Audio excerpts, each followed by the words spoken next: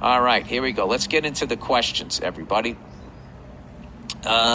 Being vote shamed. All right, before I read this, if you don't tell people who you're voting for, there's no way to be shamed. All right? I want to start a movement where somebody asks you who you're voting for, you should say, you should just tell them that that's rude. I don't answer rude questions like that. How dare you? How about you just go, how dare you? How dare you? What are you, taking a fucking survey? All right. As a matter of fact, I am. Oh, really? Is my vote in your little circle of the fucking world going to make you have a good prediction of who's going to win or lose? Shut the fuck up. All right. Being vote shamed. Dear Billy, the wise ass. This is the first elect. I like that. If I was a wrestler, that's what I would. If I was a manager, Billy, the wise ass. This is the first election I'm able to vote in. Congratulations. I'm 20 years old, and I've been listening to you since I was 13. Oh, Jesus. I would load your podcast onto an iPod and listen on the bus to school. I really appreciate you not regurgitating everything I heard elsewhere in my life. You're a Renaissance man, whether you like it or not. I got these young kids fooled. You know what? I appreciate that. You know, you live a little more life. You'd be like, nah, this is sort of the loud guy at a bar. I read a lot and listen to non-mainstream media. That's great. I think he meant to say I read. I don't know. It says R-E-A, and I don't know what it says after that. I'm just going to continue. I've made my own judgment about how debilitating the establishment is toward our country. The news does not tell us what is really going on with our country's finances and foreign affairs. This cycle has been going on for decades, and I don't want to be a part of it. I'm voting for a third-party candidate whose principles I agree with. My friends are telling me that I'm wasting my vote, and I can afford to do it because I'm privileged, which is why I have the audacity to do something like that. Because they're not white and they need you to vote the way they want you to vote. All right. Aside from that stuff there, I don't think voting for a third-party person that you believe in, that is actually an honest person and will hopefully stand up to the banks and the oil companies without getting whacked, I don't think that is ever a waste. And I always believe that you're encouraging more people like that to run for office. As far as what your friends are saying, it sounds like they're not white. If they're saying that stuff, I got to be honest, it's the guy who's in office right now is making them feel that way, which is what blows my mind about some friends that I have that are voting for Trump. And they're like, I just don't, show me an example of how he's racist, is like how they look at it. And it's just like, well, do you have any black friends? I don't know what to tell. What speeches are you watching? I can just tell you this. My biggest advice that I would give you is just don't tell people who you're voting for. And, you know, if your heart's in the right place and you're voting for what you want to vote for, then there's nothing wrong with whoever you're voting for. Okay? Straight across the board. Democrat, Republican, Libertarian, third party, whatever the fuck you call it. I don't just... Somewhere along the line, people just started saying who the fuck they were voting for. Liberals, celebrities, you know, I don't know. Let me just continue reading this. My mother lost her business when I was in middle school, and we had to live with my uncle when the economy crashed and she lost everything. It wasn't her fault. Her landlord went bankrupt, and the bank sold the building to an investment group that used a loophole to condemn the building, put her out of business to end her lease, and then rented it out at twice the price the following year. Those fucking people are brutal. This has informed a lot of my views, and I don't apologize for it, despite being told I should. It's really unfair to be talked to like this, especially when the people telling me this have no understanding of things beyond what they read in the headlines on Twitter. I know you voted third party in the past. Has anyone in your family or colleagues ever tried to make you feel guilty for your beliefs? Oh, absolutely. I've always been told that I've been, throwing away my vote and stuff like that. But, you are privileged if you're white. It's just a fact. You just are. And I'm just going to tell you my point of view on this. Like, people misconstrue what that means. It's like, oh, we lost a house. We were broke. We went through this. We went through that. My dad died.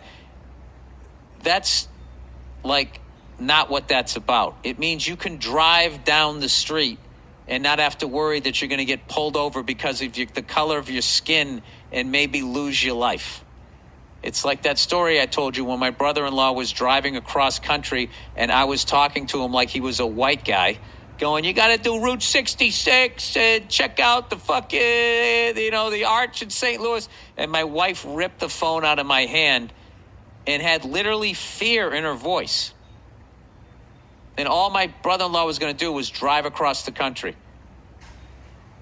And she was saying, only drive on the highways, only drive during the day, drive the speed limit, because she was worried that he was going to get killed just driving across the country. So that's what they mean. I used to think privilege. I'd be like, what are you talking about? I didn't know. I fucking paid for 90% of my college. I fucking worked my way through college. I got in this business. I didn't know anybody. That's not what they're saying. It's how you move through the world. Is what it is. It's not your how much money you had or if you went to a private school or not. It just means that you don't have to basically worry that you're going to get killed by your fellow countryman just for fucking how you look. That's what it means. All right, there you go. And I believe defund the police doesn't mean don't fucking pay them or get rid of them. As far as I understand it, somebody please give a clear definition.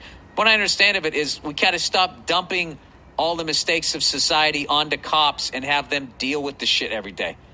Like, why are cops dealing with mentally ill people? They should be in institutions getting cared for instead of having the cops have to deal with that on top of all the other shit they have to fucking deal with. So I think that's what it meant. And for whatever stupid fucking reason, they called it defunding, which sounds to me like, hey, pay them less or don't pay them, which is insane. Almost as insane as me tackling these huge topics here. All right. Policy doesn't create opposition. Opposition creates policy. What the fuck? Got to read this 12 times. Policy doesn't create opposition. Opposition create policies. Okay. I got to take a sip of throat coat tea here before I read this one. I could read that 1,000 fucking times and I would never know what it means.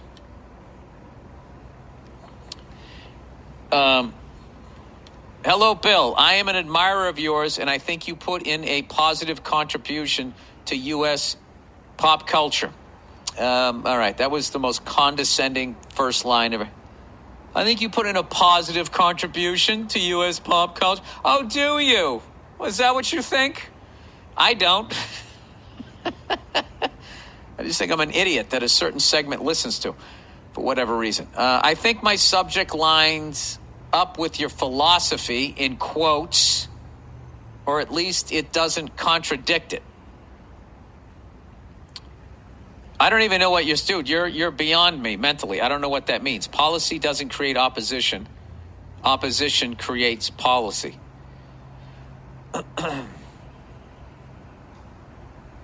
This is like chicken or the egg.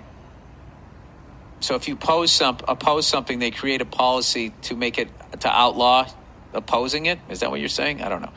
Can you expand on the idea that people don't really have genuine political opinions, but rather have an innate propensity to get into arguments, and that this is really what 99% of political debate in the U.S. and everywhere else and at every other time has been?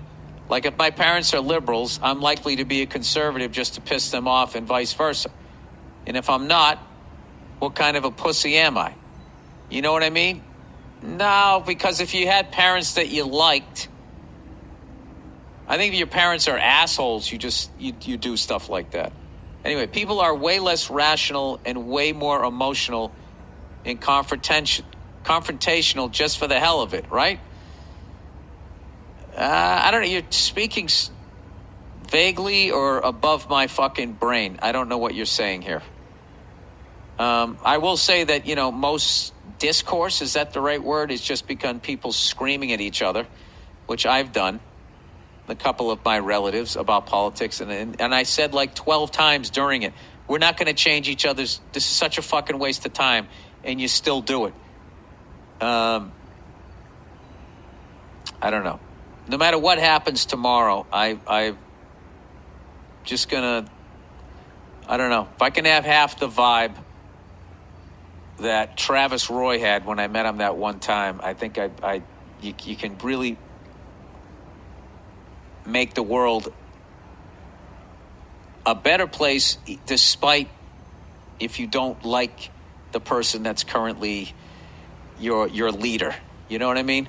I actually saw something fucking amazing today. I turned on the TV and a preacher was on, and he was really good, and I was listening to him. And he was saying the sum of your life and the impact that you have comes right down to basically the choices you make. And if you make positive choices, loving choices, that's the impact you're going to have on the world. And I was like, oh my God, I love this guy. I found a church. And then he goes, and when you accept Jesus Christ, I'm like, why do they always have to do that? Why can't they just stop right there before they introduce their guy that separates everybody? If you just accept this, if you just, every religion has a fucking guy or a lady, maybe they don't have a lady. And then it just stop right there. Because do I need to know the guy? If I did everything that you just fucking told me to do right before the Jesus Christ shit, even if I wasn't aware of Jesus, if the guy existed and is really the Son of God and I'm going to fucking meet the guy, I mean, if I don't know who the fuck he is, but I lived a great life and I spread love and positivity and I helped people out and had a positive effect, I'm still getting in the club, right? I don't fucking know.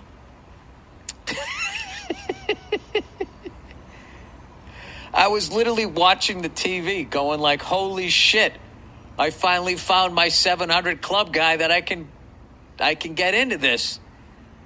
And when you accept Christ, it's just like, yeah, I don't need that. I just need the first part. Now you're having me choose teams. In every religion, people say what that guy says, and then it gets to that fork in the fucking road, and then it's Yahweh, Allah, God, Buddha, and then somehow it divides people. What a surprise, right? What a surprise. People just start arguing, and then they fucking kill each other. I don't know. We're morons. All right, advice. Changing people around me. Hi, Bill. Big fan of you and your show. I've spent much of my COVID time listening and reopening my eyes to the manipulative rhetoric being spewed about men that I unfortunately have contributed, at least during my early adult years. As a result, I notice a lot of women my boyfriend is surrounded by, whether it's because they are friends or girlfriends of his, treat men and their men like garbage. Jesus Christ. Is this actually a woman writing this? This feels almost like I wrote it.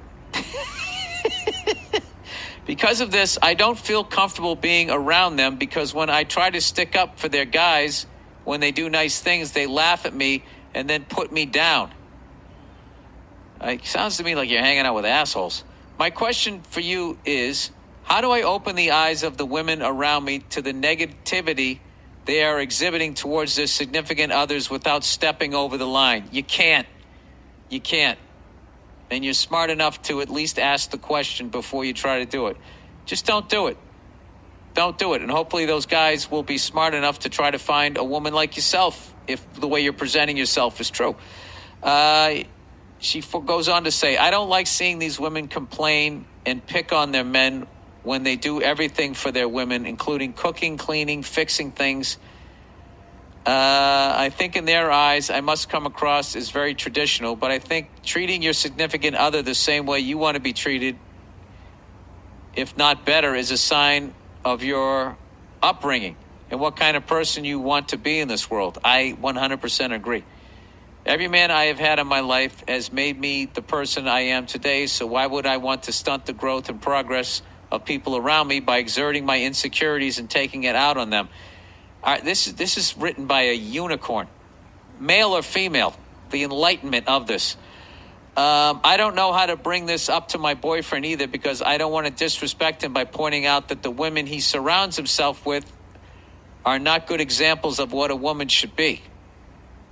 Wait, so your boyfriend's hanging out with all these other broads? What, are they nagging him? They're nagging their... Wait a minute. Are you just talking about the girlfriends of all of his friends? Are you competing with them? What's going on? Now I don't know what's going on. My theory as to why they act like they do, My theory as to why they act like this may have to do with the fact that many of his female friends are really unhappy in their lives, either because they can't bear children or are in unfulfilling relationships and careers. This is starting to come off as, I don't know. How do I show them that inner peace and love for all is how you live a full and happy life? Many thanks, wise fellow ginger sage. All right. If you're the nice person you're presenting, rather than someone who's just being petty and competitive with the girlfriends of your boyfriend's friends, you just keep your mouth shut. Okay? This is not a problem for you to solve. It's none of your business, and just stay out of it. Or you can create a giant shit show by getting in the middle of it. You know, there's no fucking way. There's no way. There's no way to do that. All right? So, I don't know. If you're hanging out with them and they're fucking bitching about their boyfriends, I mean, why do you have to hang out with them anyway? Why the fuck do you hang out with? Go get some people who look at life the way you do and hang out with them, rather than hanging out with these fixer-uppers that you can't fix up because they think the way they're living is right. Does that make sense? I don't know. All right. We have a new category here in the Monday Morning Podcast of people who work with the general public. We have a top 5 dumb questions.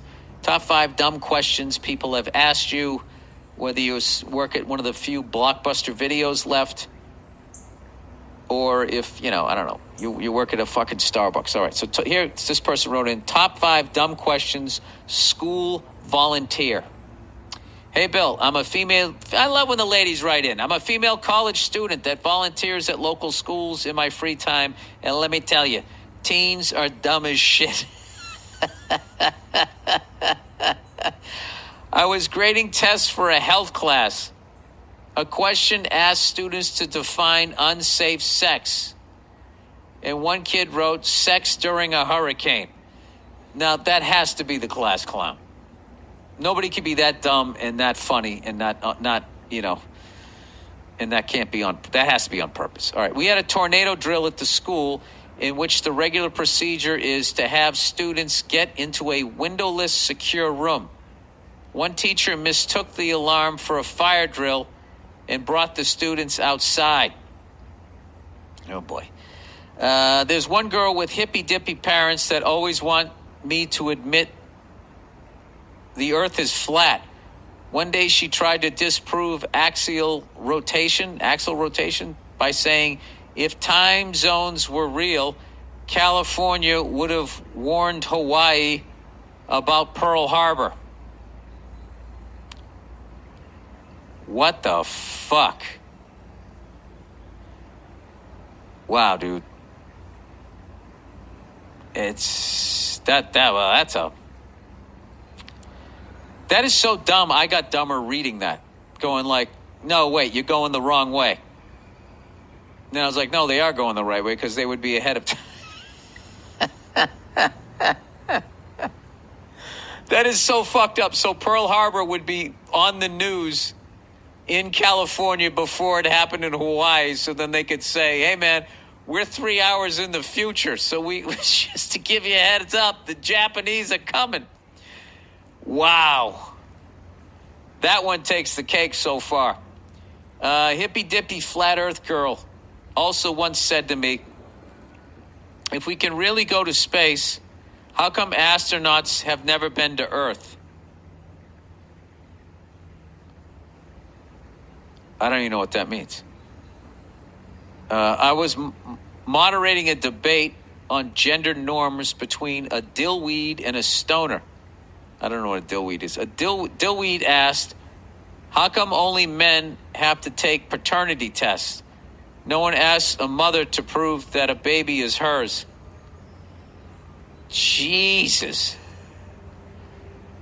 All right. FYI, most of these kids are really sweet and will probably do great things someday, except for hippy-dippy flat earth girl. I predict she'll drop out within a few years. Thanks and go fuck yourself. Wow. All right, here we go. Top 5 dumb questions. We got a pilot. Nice. I'm a 24-year-old pilot for a commercial airline. Look at this person crushing life. They used to fly corporate. And I wanted to share my top 5 dumbest questions from the general public / celebrity community. Are you sure you guys can handle the wind? At the time, I'm 21, still baby-faced, and supposed to be flying this 40-year-old typical hard-headed masshole from Boston to the Vineyard just for dinner. He had his 85-year-old mother and his wife and his 9-year-old daughter. The winds were gusting to 40 knots and moderate to heavy turbulence forecasted. I warned him that it was going to be unpleasant and maybe they should reschedule. He said to me, you could be my son. Are you sure you can handle the wind? Okay, so he's saying you're young. And it's okay to have concerns about this. So far, it seems all right. I responded with, I'm not worried about my abilities. I just don't know if this is the kind of experience your daughter would want to experience. Oh, yeah, Jesus Christ. Why would you do that to your kid? Fast forward 30 minutes later. I've never been more excited to hear the sound of 4 people puking in my life. The other pilot and I looked at each other, and all we had to do was smile. Needless to say, they spent the night at the Vineyard, and we left.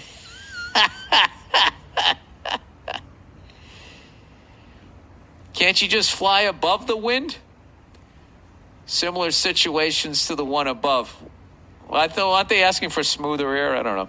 Are you sure the weather isn't bad? My brother says it's nice at his house in Danvers. The guy proceeds to show me a picture on his phone of blue sky that he got sent from his brother.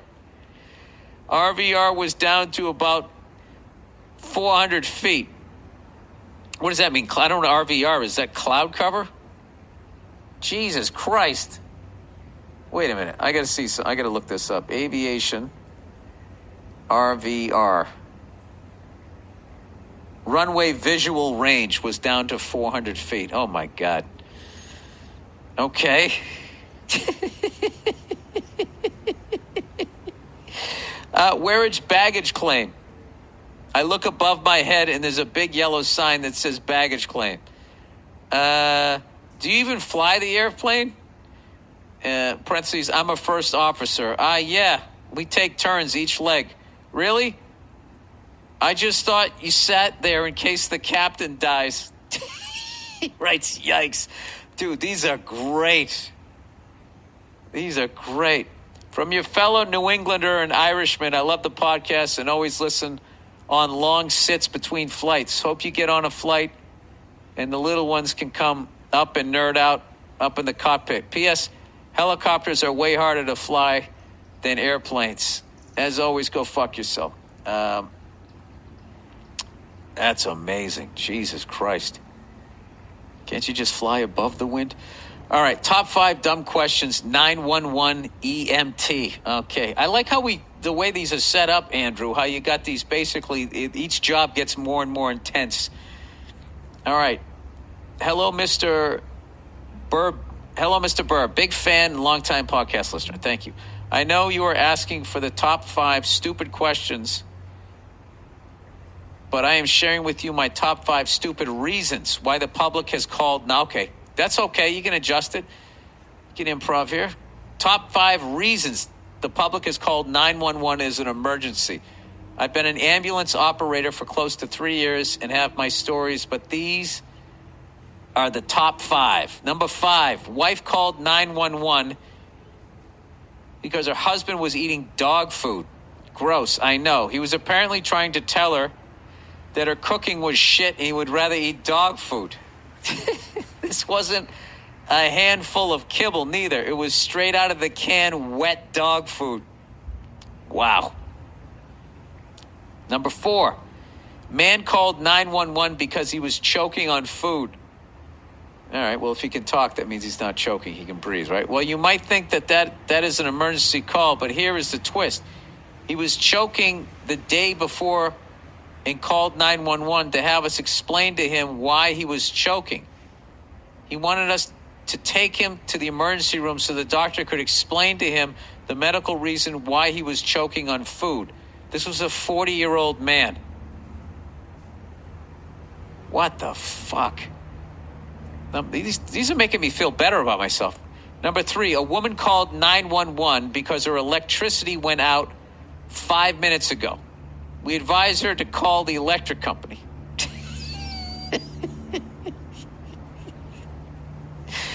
Number 2, a woman called 911 because she wanted us 2 EMTs to force her 2 daughters to help her clean the house.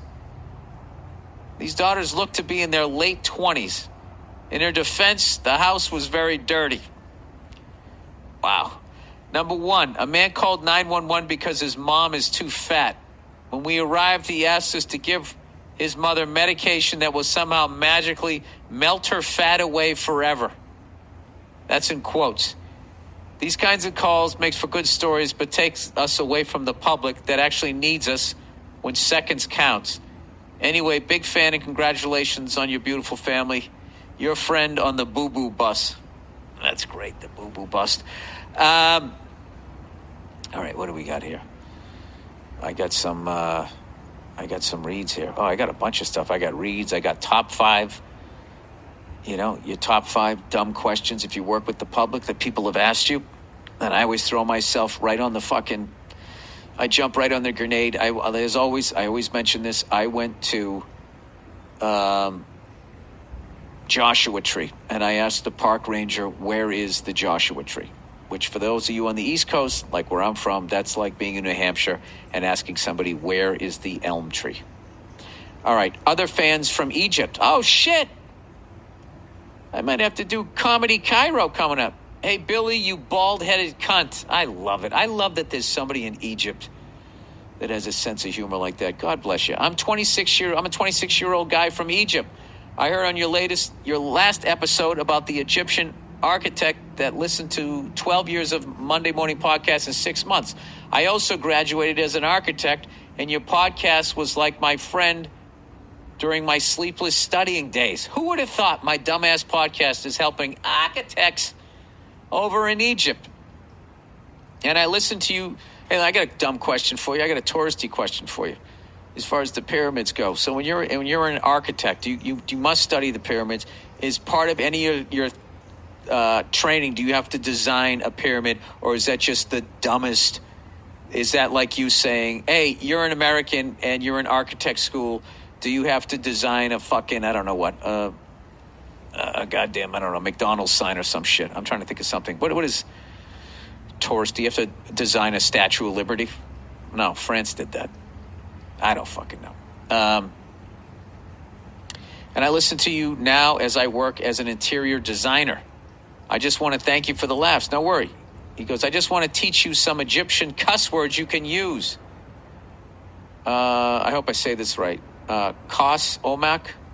COS space OMAK. Kosomak. That means your mother's cunt. Eben Shamorta. Your mother is a whore or a slut. That's weird because Kos Omak and Eben Shamota, there's no... They both have mother in it. I don't see any similarity there. Seems like a difficult language. I don't know how to pronounce it. That's one. Eben Sharmota. EBN space SHARMOTA. All right, that's good to know. I don't know which one of those I would use if I went over there. All right, your mother's a cunt. I would say that if they drop me off too far away. That's the tough one, though. Is that like go fuck yourself over there? I have no idea. I'm just psyched people from Egypt are listening. Anwar Sadat, one of my favorite world leaders when I was a kid. I saw him give a speech outside the White House during the Reagan years. All right, your stance on violence. Dear Billy Bill, people in the comment section sometimes speak for you. According to them, you're both an alt-right misogynist and as well as a liberal douche. That warms my heart. I love that. People in LA think I voted for Trump. People in fucking a red state think, I'm a Biden guy or whatever. This isn't new at all. I've seen people fuck up categorizing you for a while. Yeah, I'm part of the contrarian party. One argument that was interesting was whether or not you condone violence against Trump supporters. I don't condone violence against anybody. I voted for Joey No Pulse. We'll say this about fucking Joe Biden. He's already getting some great nicknames. Forgetful Freddy, that was mine. Joey No Pulse. Bloodless Magoo. I mean, the guy's, he's like, I don't know. All right, let's just plow ahead here. I voted for Joey No Pulse, but I'm also not going to sucker punch my uncle for voting for Trump. Do you agree with this nonviolent stance for the commenters at home? Thanks, and go fuck yourself. I'm only getting half the story here, and all of a sudden you're getting... No, I don't condone attacking people for their political beliefs. I don't condone bringing politics up when people are just at a party trying to have a good time, although I am guilty of doing that. And it's always something I literally just overheard and didn't research.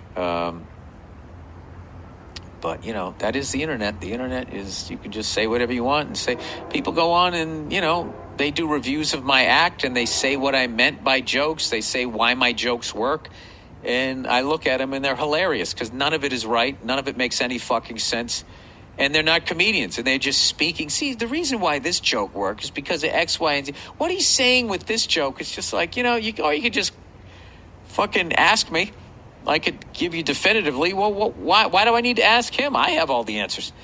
All right, future government. Oh boy, this is gonna get deep here. Future government. Which, by the way, it actually rained out here. I was excited about that. Rained out here. It's getting cold for LA anyway, and that's a great thing. I think we got by the fire month. I believe. I don't know, but I thought the Santa Ana winds were still coming, but maybe a little bit of rain will help people out. I don't know. We shall see. All right, but God bless anybody out there who's actually starting a company that's going to try to battle global warming as opposed to ignoring it. Hey, you guys, send me in some companies that are into that shit if you guys have any, and I won't research it, then I'll just read it as fact. Does that sound cool? All right, future government, everybody. Dear Billy Doomsday, have you been following along with this Build Back Better thing? No. Do I want to? It's a phrase that started showing up on the platforms of candidates around the world. A few basic Google searches and you can find where the money comes from. It's basically a collection of huge tech companies coming together with government agencies to transform society. All right, into something better? I don't remember voting for this, nor have I seen much about this on the news. Well, they never let you vote for any of this shit. I'll probably help pay for it through, though, like the rest of us suckers. They don't seem to be releasing much information, just vague initiatives about how to spend money to make things better. Do you think they'll be taking suggestions from average Joes like us on this better future? Does a guy who hates street-level computing worry about stuff like this? Thanks, and keep plowing ahead. Listen, I know where I fit into shit, and I am not the guy that's going to solve problems. So there's just people that are a level of smart that I don't think an average person like myself can understand. And it's up to them to use my gift is I tell shit jokes. That is my gift. I come to town, I do my jokes, I jump up and down, I make an ass of myself, and you guys laugh and hopefully forget about your problems for an hour, right? That's my job. That's what I'm good at. There's super smart people that actually can probably help solve a lot of the problems that we have. And so I'm hoping that is going to be, that they've put that together. That is an unholy matrimony right there. Huge tech companies, which seem to own a lot of the social media. I just feel, I don't know. That seems like cameras. I'm sure they're going to sell it. Like this will. I will say, if there's a way to stop certain kinds of crimes, if they just use it for that, but they'll go beyond that. If there's a way to stop like kidnappings and rapes and murders and people getting, hurt and stuff like that. If they can use technology for that and the environment, I'm all for that, but I don't know. I would definitely be nervous about where they're going with that. But I don't know. If you want to have more freedom, make less people. It's when you 7 billion, we're going to go for 8 billion. They're just going to put us in stockades at some point. I mean, how are you going to keep all those people? But back in the day when there was just a couple million people, you just fucking walk around. You didn't need an ID. You could do whatever the fuck you wanted to do. All right, sinkhole. That almost made sense, what I just said. All right, sinkhole. Hey, Bill, did you hear about this guy? Man falls into pit filled with rats after sinkhole opens on New York City's sidewalk. Oh, my God. Did you ever worry about them when you were living in New York? You know what? I don't walk on those subway grates, and I don't drive over. When they're putting up a big building and they have those, so they got to put, the sewage. Everyone's going to take a shit in that building. Where's it going to go? We got to put it where the dolphins are. So they always, they got to do some work under the street. So, when they're in the process of building that stuff, connecting it up to the sewer line or whatever, they'll have a hole, and then they'll have that giant metal grate that they put. I won't drive my car over that if I can avoid it. And if I can't, then, I do what I can. Oh, my God, that hole is so small. What in the fuck? One man will have nightmare fuel to last him a lifetime after New York City sidewalk opened up beneath his feet, plunging him into an underground vault filled with rats. Dirty, furry, scrabbling, hungry rats. Oh, my God. That's like some Indiana Jones shit. Wait a second. You guys want to hear this? This is way more interesting than I'll ever be. Hold on a second. Let's get back to the beginning of this video. Police say the victim was transported to St. Barnabas Hospital in stable... Oh, forget it. I thought they were talking to the guy. He was in stable condition. The horrifying incident happened on Saturday, October 24th, near a bus stop in the Bronx. Surveillance video shows Leonard, 33, was waiting at the stop when a sinkhole opened beneath him, dropping him 3.7 meters to 4.6. Okay, that's 12 to 15 feet down into a rat's lair. It's like he didn't break his legs on that fall. In other news, 2 murder hornet queens captured in Washington state sting. What in the that's really clever writing there. He went down feet first. His mother, Cindy White, told NBC he was just standing and the sidewalk just It was like a suction, like a sinkhole. He just went down.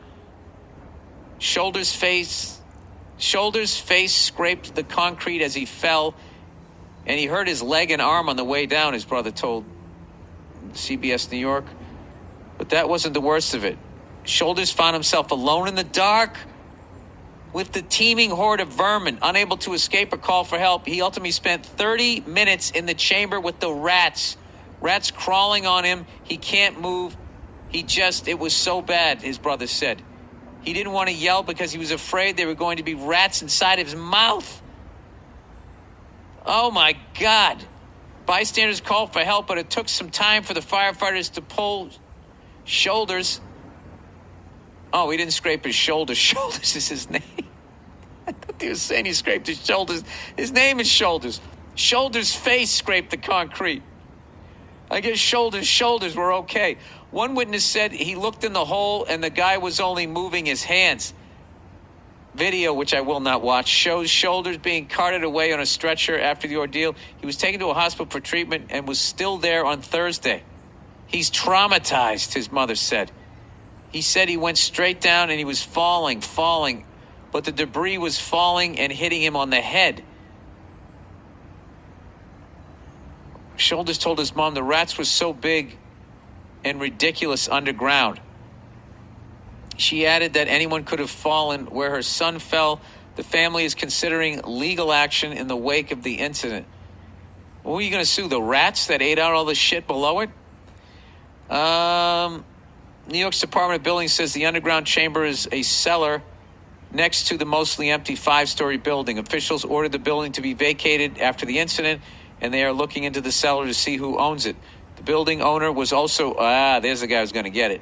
The building owner was ordered to set up a fence around the hole and hired an engineer to inspect the stability of the vault underneath.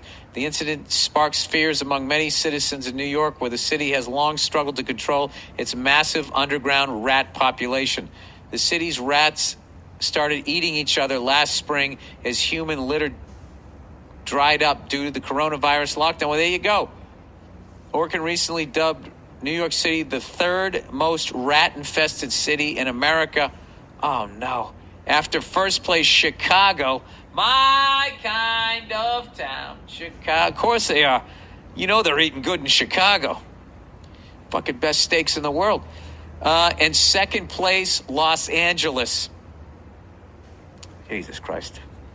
I moved away from Massachusetts to the the first and third most rat-infested cities in America. That's what I did. Holy shit.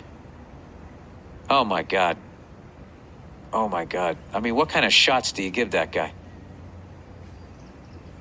I'll tell you, if he survives that, the way his immune system's going to be, he could fucking...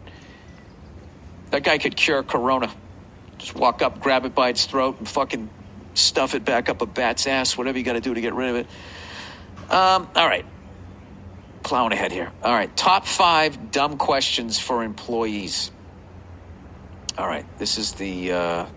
oh, my God. This is like blowing up here. We got medicine. We got a nurse. We got a park ranger. And we got a funeral director. Oh, boy.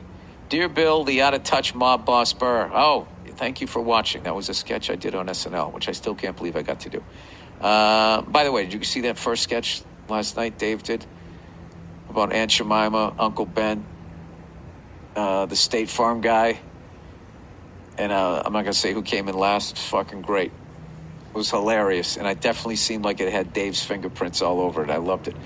All right, thank you for all that you do with the podcast. It's absolutely hilarious. Thank you. And help me get through 48 hours of straight driving this year when driving across the country from Pennsylvania to Arizona and then back again. The advice you have given others has also helped me in my own personal life, so thank you. I recently listened to your segment about the lawyer and the top 5 dumbest questions he was ever asked. I thought it was awesome, and I thought you should have here's some of my stories and questions I have experienced working in the funeral industry in the last 8 years. Here we go, ladies and gentlemen. The top dumbest questions have been, number 1, have you ever considered having sex with a dead person? Definitely not, considering most of them look like your grandmother. I get this question a lot. Maybe it is a fair question, but I think 99% of most people already know the answer to this question, and it's completely absurd. And also, if you were, you wouldn't fucking answer the question.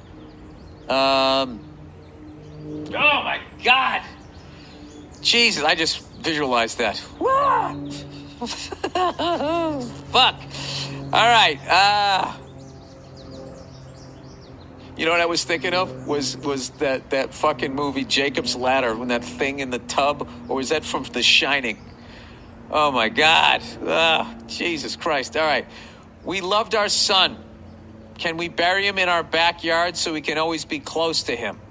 All right, that's a dumb question, but it's also a loving question. In the back of the day, you could do that. We actually buried this guy in his backyard like some frontier trail of tears bullshit. I did not even know this was legal until I was asked this and had to find out about it. I guess you can in that state. Not only did we bury him, but they did not like the vault we had ordered him and made us come back the next day and take him out of the hole to put in a sealed vault so he would not get wet. Oh my God, these are crazy. All right, brace yourself for this one. Number 3.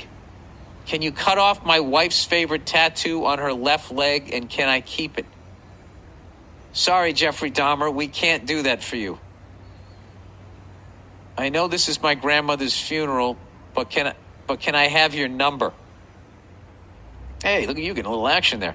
This one was rather recent. I am single and somewhat attractive male. Well, you gotta be, dude. If you're getting her fucking her motor running in there, dude, but I can tell you right now, that chick is a psycho. Or has a big heart and doesn't judge people. I don't know. But I think I covered all the bases there. That's like that jerk off that fucking plays roulette and hits all the numbers and then jumps up and down like he won. This one was rather recent. I'm a single and somewhat attractive male, but I am very professional, would never pick up women at work or at a funeral. Literally, this was a live episode of Funeral Crashers if it was a show. My condolences to your dead grandmother and family that you clearly don't give a fuck about, but I give her my number. But I did give her my number, needless to say. Oops. Yeah, what the fuck? She's probably some freak that wants to fuck in a coffin. Watch, that'll be the third date. This one was a comment I received from a holy man from a Southwest Asian culture. A holy man of his religion came up to me and said, I only have one prayer to say during today's service. I said, okay. Oh, okay, great. Not a problem. Yes, it's 3 hours long. I was stunned and stared at him in silence, only to find out he was serious. I have tons of other stories I would love to tell you if you find what I wrote interesting. I absolutely did. And I am sure myself, as well as other funeral professionals, have tons of craziness that they can write in and tell you about. Every troll in the public wants to be a funeral director and do my job until we are called out at 3 a.m. to remove a decomposed body in a shithole house. I don't think everybody wants to be a funeral director. I hope you and your family stay healthy and safe. That's so creepy to hear that. Yeah, I don't want to see you, buddy, during this. Yeah, let me hear from the funeral directors. I want to hear some more stories of fucking weirdos in the funeral home. Park Ranger. Hey there, Billy Bada Bing. Billy Bada Bing. I've been loving the top 5 stupid questions segment recently, and I figured I should chime in since I am a fellow masshole turned National Park Ranger. And as you may already know, we have heard it all. I work at the Grand Canyon, so you can imagine the types of people we come across with over 6 million visitors a year from all parts of the globe. This is by no means a definitive top 5, but these are perhaps the most commonly heard idiotic questions here. Without further ado, all right, here we go. Number 1, at least once a week after driving all the way out here, we're kind of out of the way, passing many signs to the, quote, Grand Canyon, someone will pull up to the entrance and ask, what's in here? Or hold up a picture of the canyon on their phone and say, we're trying to find this. I have to bite my tongue not to ask them how the flying fuck they got all the way out here from God knows where without the confidence of knowing where exactly they were. Number 2, what time do you feed the bison? Or When did the bison come out? I love that. Like they got a fucking 2-bedroom apartment. The North Rim has bison, as if we're running a petting zoo instead of a national park. Number 3, people looking for the road that goes into the canyon so they can drive their car to the bottom and see the Colorado River. Don't you think you'd see a picture or two if the road existed, sir? Number 4, do I really have to pay to come in? This one is constant as people think, insert Burr Southern accent here. Okay, I'll do my bad Southern accent. This here is my land. I pay taxes and I shouldn't have to pay no fucking fee to see public land. There are many issues with this sentiment, and explaining them would only further anger these animals. Or people that come up and say they don't have money to pay and expect to be let in. As if you could sit down at a restaurant or any other business and use this as an excuse to enjoy their services for free. Oh, if you got your money, no worries. We anticipated you might do this. Follow me to your table, and I'll have the chef bring you out some appetizers. All right, dude, you're fucking funny, man. You should give these... Well, don't give them shit. You'll lose your job. You did the right thing. Save your funny asides and send them in to me. All right, number 5. If I hike to the bottom and can't hike out, you'll come and get me, right? People expect some sort of free helicopter ride or service out of the canyon if they decide to be stupid and hike themselves all the way to the river. The sad part is, if that happened, they actually get it on the park's dime. Well, we don't need to know that. On the park's dime? Hopefully, that means the taxpayer's dime, right? I hope these were mildly entertaining, and I'd like to mention, so I don't get fired, that these views are my own and in no way represent the views or opinions of the Park Service. I love everything you do and send my best to the lovely Nia and the little Burrs. Come out to the canyon for a private tour anytime. Peace, love, and go fuck yourself. I haven't been to the Grand Canyon in forever. I went there in like 94. All right. But I've flown over it a zillion fucking times. So I feel I would hike down to the bottom, though. And on the way out, I could do that. Oh, Jesus, Bill. All right. Now you can already hear the helicopter. All right. Nurse. Hey, Billy, Ginger seasoned tits. Ginger seasoned tits. Just in time for October, November. I'm a 27-year-old RN from Minnesota, registered nurse from Minnesota who works for the last 5 years at, I'm not going to say where a majority of what we do is colonoscopies. Here are probably the top 5 questions I have had from some of these fucked up patients. Number 1, is it bad? Oh my God, I had to read this before I said it. Number 1, is it bad that I've been cutting up Dove soap bars into small pieces and putting them in my butthole to keep the worms away? Number 2, if I put my finger in my butthole and circle it around during showers, does it help prevent hemorrhoids? What in the fuck? People just say this shit. Number 3, did you think my uterus looks sexy today? We didn't check that or close to that. LOL. Number 4, does the butthole connect with my psyche? What does that even mean? Number 5, did you see my butthole? Did you see my butthole? What the fuck? Just a medley of what comes to mind, but I'm sure you can figure it's quite a variety pack of people rolling into this butthole clinic. Love you, the family, and your sense of humor. And your sense of humor is not like anything else by a long-ass shot. Take care. Nurse so-and-so. A religious listening lady. What in the fuck? Did you see my butthole? Did you see my butthole? Wow. I didn't think anybody could top Where is the Joshua Tree, but they seem to be doing it quite easily here. All right. Plowing ahead. Medicine. Hey, Billy, bleached butthole. A lot of butthole shit this week. I work in medicine and thus have encountered some very uninformed individuals. As everyone needs medical care, idiots included. Now, I don't look down on these individuals as they lack medical knowledge. parentheses, normal, and importantly, are anxious about their well-being in these situations. These settings, sorry. Top 5 questions, statements I've encountered in medicine. All right, number 5, young male adult who comes in complaining of large amounts of bright red blood in their bowel movements.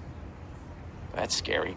I do a physical exam and I cannot find an obvious reason for this complaint. I order some tests to find out the cause and if it's actually blood in his poops. Guy is anxious and asks, it's normal to have some blood in your poop, right? Bear in mind, this gentleman said his toilet bowl was covered in red. I had to keep a straight face and tell him, no, it's not normal to poop blood. Well, that one's just scary. And he just wants you to say it's okay so he doesn't feel like his insides are falling out. Number 4, obese family doesn't know she's pregnant. Comes into ER because her stomach is acting up. I see on an ultrasound and blood work that she is pregnant. Quite far along too, but she refuses to believe us. How do you know I'm pregnant? I can see the baby on the ultrasound, man. Wow. Don't you just want to rescue that baby the second it comes out of that person? Oh, my God. Number 3, okay, public service announcement. Guys, if you're at the doctor's office for dick issues, just say that from the get-go. Don't come in and at the end say, oh, one more thing, my dick. Also, get some damn priorities. If you got the health of a laboratory rat that has been purposely fed fat its entire life and your main concern is your dick, I got an issue with that. So this guy asked if the Viagra I prescribed him for his erectile dysfunction would also help with his short dick. He whispers this last bit. I told him no. It will not add an extra inch or two and would only help him maintain an erection. Ah, poor bastard. Number 2, guy wants a prescription for ketamine.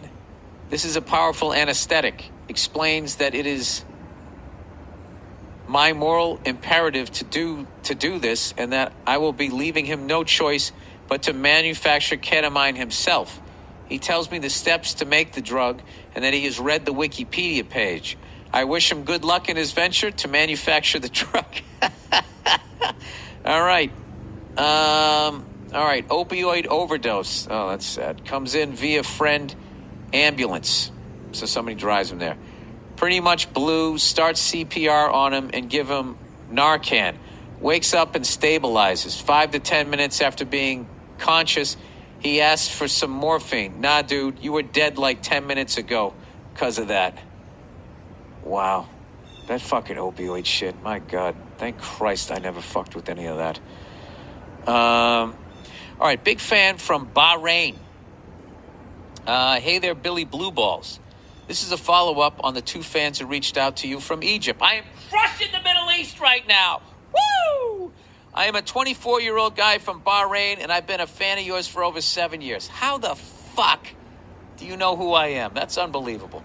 I'm about to graduate from college with a degree in English literature, and your podcast has made my journey a lot easier. Oh, God, I'm sure you know every English curse word. Listen to this thing. The 2 architects from Egypt said that they listened to you while studying. I couldn't do that because reading the incoherent ramblings of Shakespeare and Fitzgerald wouldn't let me focus on your poetic language. I hate that shit. I hate Shakespeare. I respect Shakespeare, but I fucking hate it because I don't know what they're talking about, and it makes me feel dumb. So it has nothing to do with my fellow William here. It's just, I can't even read the fucking Constitution. All the best to you. Forget about the Bible. This isn't the way people talk now. That's how dumb I am. All the best to you and your beautiful family. Maybe you can visit Bahrain once to watch an F1 race. I would love to do that. Listen, guys, this is what I need you guys to do over there.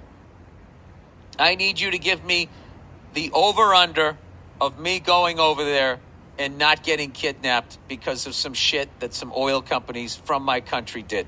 I'm going over there, a fucking white dude, right? Blue chip fucking hostage. All right? I know we didn't do something. You gotta like, You know what I mean? You know, you guys all look at America and you just think it's a bunch of people going, yeehaw, shooting a fucking gun in the air, eating a fucking pie, riding on a four-wheeler. You know, there's a whole bunch of different shit going on over here. So please, people from the Middle East, please keep writing in and telling me about talk to me about everyday life over there, because we don't know anything about. They don't fucking tell us anything over here. All right, love from Morocco. All right. Hey, Billy Crimson Balls Burr. Look at this shit. Look at you know what I'm doing right now? You know, I'm going to pat myself on the back. I am humanizing all of the world. Because look at them all, breaking my balls just like you guys do here. In fact, some of the best ball breaking I ever got was when I went to India. And, of course, Ireland and Scotland. But I knew that was coming. But, all right. Anyway, hey, Billy Crimson Balls Burr. I heard how excited you got when the two architects from Egypt wrote in, so I thought I'd chime in, but this time from a different Arab country, Morocco. I'm a 22-year-old computer science, like smart people from the Middle East like me. Although Morocco, that's Northern Africa, right? Is that what that is? Ah, jeez, I used to know this shit. I was really into geography at one point in my life. And then I started drinking. Morocco map. Is that near like Algeria or some shit? All right, here we go. Algeria. What the fuck? You know, can you just show me image? Just show me a picture of it. Oh, there it is, right next to Algeria. Crushed it. Oh, wait a minute. Now, does Morocco have, you played it for her? Now play it for me. Isn't that where that is? Wherever Humphrey Bogart was? Casablanca? I don't know. Anyway, well, at least I know where you are. I know where you are, and I stopped myself before I said something really dumb there, like, hey, it's in the Middle East. No, it isn't, Bill. All right. All right, I heard about Morocco. I'm a 22-year-old computer science student from Morocco, and listening to your podcast helped me get through the day a lot easier. I'm often laughing my ass off listening to you rant about stupid shit while I'm nerding out in front of my computer. I just wanted to ask you, since you've been traveling a lot in recent years, have you ever been to Morocco? I haven't. If so, what did you think of it? And if by a long shot you'd ever do a show in Morocco, I wouldn't miss it for the world. Thanks for all the laughs and go fuck yourself. Yeah, I mean, I don't think that we've been fucking with you guys, have we? I mean, that's how I travel. You know, you gotta look up, like, what in God's name did we do to you guys? All right. Would I do that? I mean, I can't do it during COVID, but yeah, fuck yeah. I've never been to Africa, never been to that continent, so that's something I'd like to do. I really have no desire to go on a safari in South Africa because I feel like we've already taken over all of their land. They have this little patch left, and now we're going to be driving around watching them fucking eating each other on Jeeps. It's like, why don't you just fucking leave them alone? But having said that, you got to give it up to Africans. The level of fucking animals that they have on that continent, and they survived, is fucking unbelievable. You know what I mean? Like, I sit there, I get freaked out. Like, when if I go on like a hike, you know, there's places in LA where you can actually run into bears. So I'm not going. You know, there's like fucking mountain lions and shit. Like, yeah, I'm going to stay on a fucking elliptical. I'm going to walk around a block. But I saw this thing one time about a tribe in Africa, and they are so good at killing lions that the lions see them coming and they run away. And all they're coming out with is they got a fucking, you know, it was a spear and a shield. And they walk right up to the dude lion. And it's just over. They got like this thing. It's weird. They look like riot police. They come up and they got the shields in front of them. And then some dude just fucking fires a spear, goes right into the lion. The lion's like, oh shit, what the fuck? And then they all just, it's over. It's a quick fucking death. And they're on foot, walking out on foot. Like, all right, you guys want to eat lion tonight? And they just go out and do it. It's pretty badass. But anyways, having said that, Like, I really like, as much as I fucking eat cows and chickens and pigs, I've been trying to lay off the fish. Unless it's some man-made shit. I'll eat a man-made salmon at this point. I'll roll the dice. I don't give a fuck. You know what I mean? And actually, in a lot of ways, it's probably more healthier than the other shit, the wild salmon, because how much we polluted the fucking oceans. I don't know. I can be honest with you guys. I don't even know what I'm talking about right now. But the big game shit. I just wish that there was a way to kind of give them some of it back. Lessen the populations around the world. Let the fish have the ocean again. I'm getting really fucking hippie here, but we really are just what did Bill Hicks say a long time ago? We're a virus with shoes. We really are. I remember Joe Rogan had this great blog that he wrote when he was flying over the country. He was looking at the cities and just saying we were like a fungus.